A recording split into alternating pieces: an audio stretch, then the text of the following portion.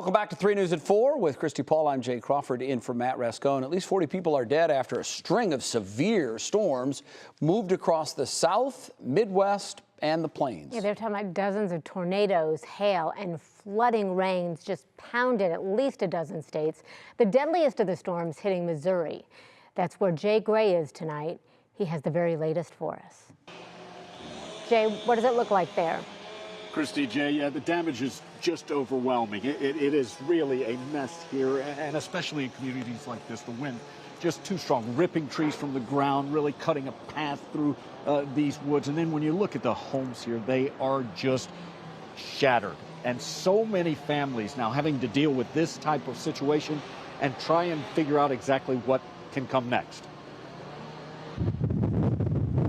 For 3 days, it's been a violent, relentless attack across the South and Midwest. Oh, man! Tornadoes, hail, flooding rains, wildfires, and dust storms. I have vehicles crashing behind me. This is extremely volatile, very hazardous situation. As many as a dozen states dealing with the extreme conditions. Vehicles tossed and turned over. Trees and power lines snapped and pulled to the ground. Entire neighborhoods torn apart. Was holding my wife to my chest and just watching everything disappear and watching everything get ripped down away from me. Missouri seeing some of the worst of it. Shock, numb, don't know what to think, don't know what to say anymore. Ethan Faust lost his fiancée, one of 12 victims as a string of tornadoes cut a path of destruction across the state. The force of the winds crumbling businesses, homes splintered, debris scattered for miles.